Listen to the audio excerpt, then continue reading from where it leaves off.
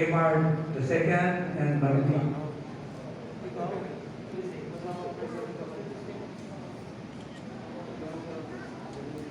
Maritik and Emar. The marriage of two persons is always a serious and solemn event, because the Constitution and the laws hold marriage to be indissoluble and permanent. It demands of the two of you, Emar and Maritik, the generosity and maturity by which you make room for each other in your lives. As defined in the family code, marriage is a special contract of permanent union between a man and a woman, entered into in accordance with the law for the establishment of conjugal and family life. It is the foundation of the family and an inviolable social institution whose nature, consequences, and incidents are governed by law and not subject to stipulations.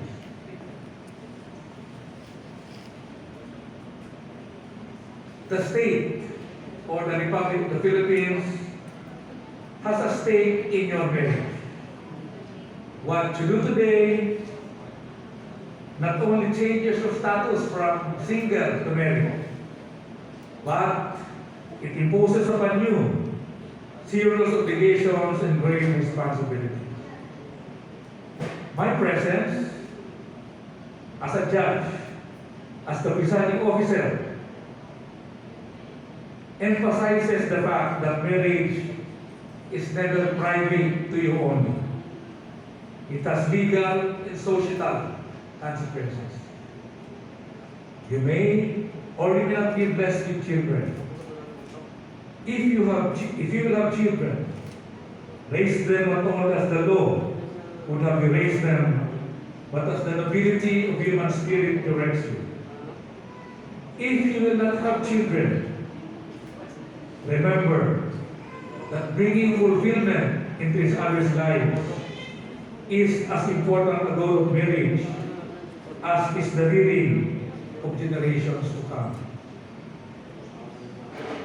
Marriage is an ongoing project. It doesn't stop.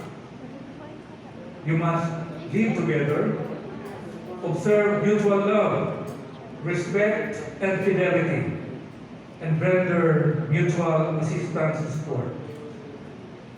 You will know that the responsibility of keeping marriage afloat lies on both of you, and neither can Maritik or Emar alone can say that it depends on me. You must work together in love and fidelity to make your marriage work. Marriages are not made in heaven. Marriages are made on earth of men like you, Maritik and Emar, who strive daily and earnestly to be faithful to their marriage promises. Finally, both of you are Roman Catholics. If both of you believe in God, you all believe in God, you follow the dictates of your religion. For the Republic of the Philippines, through its history and legal tradition, found religion to be a salutary element of our lives as people. It is not superfluous to remind you that although we are here for civil marriage, sa church kaya, pagawa niya party, but it is always good to invoke the blessings of God in your marriage. You must learn to practice to pray together,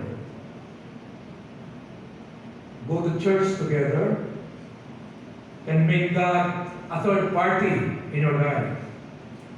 For only in invoking God to bless your marriage, you can be sure that your marriage will stand on solid ground.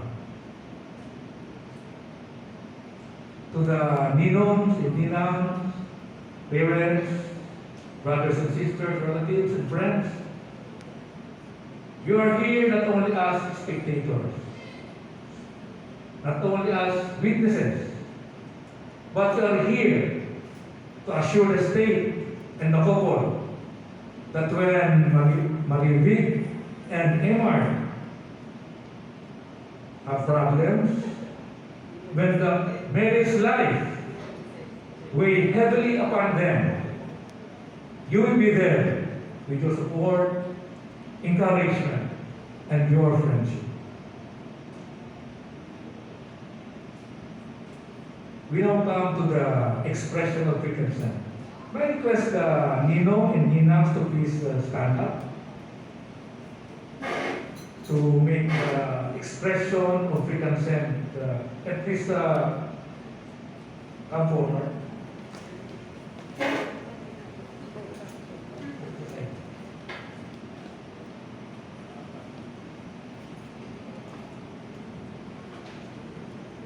Expression of free consent.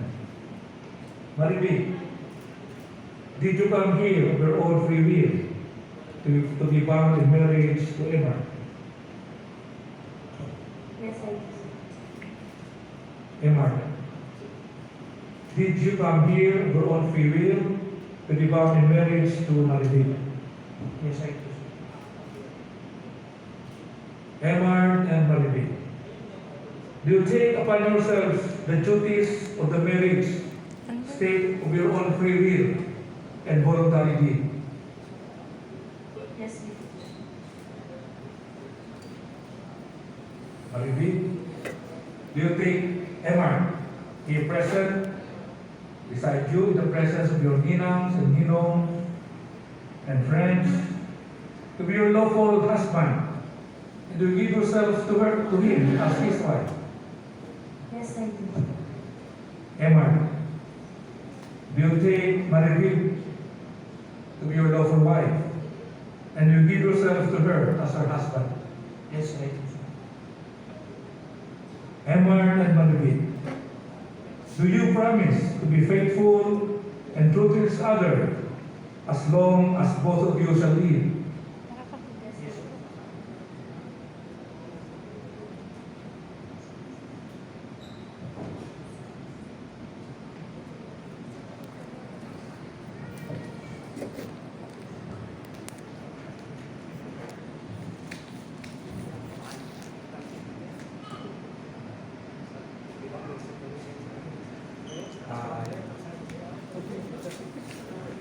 You will please look at Marivic, Emma, in her eyes and put the ring to the ring finger and please repeat after me. How do you call Marivic? You are alone together? How do you call her? Honey. Honey, I give you this ring I give you to this ring as a token as a token of my love of my love and devotion and devotion to you, to you, now and forever, now and forever, till death do us part. till death do us part.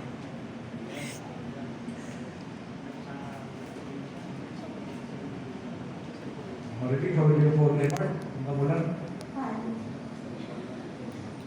Honey, Honey, I give you this ring I give you this ring as a token as a of token my love of my love and and devotion devotion to you, to you, now and forever, now and forever, till death do us part. till death do us part.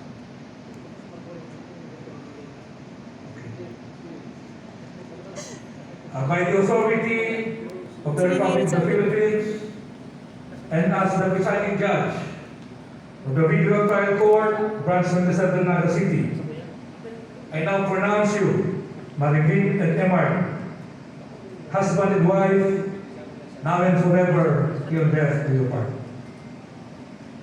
Let us give the sponsors a big round of applause.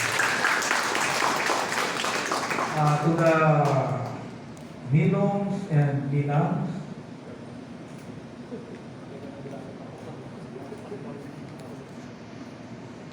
Mr. Tommy Delipa, Mr. Francis Gomez, Mr. Noel Bigaspi, Mr. Drew E. Salar,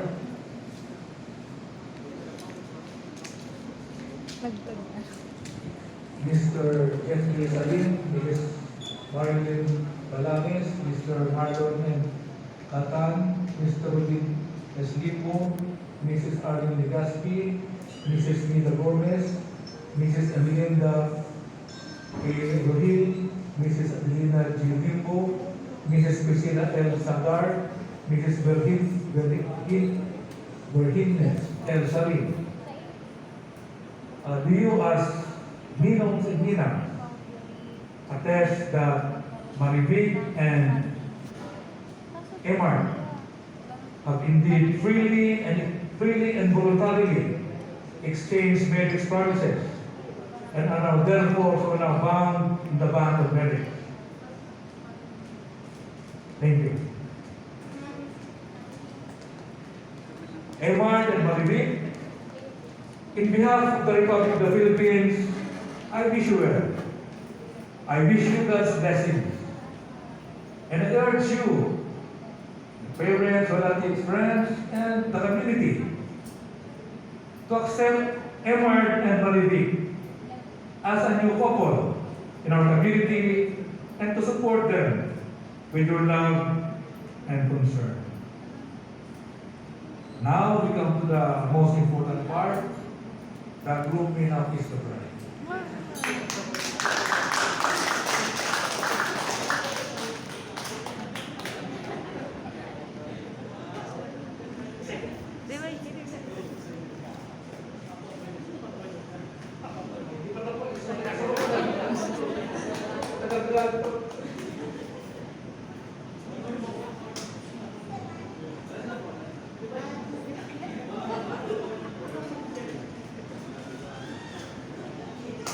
Congratulations to their future. Ladies and gentlemen,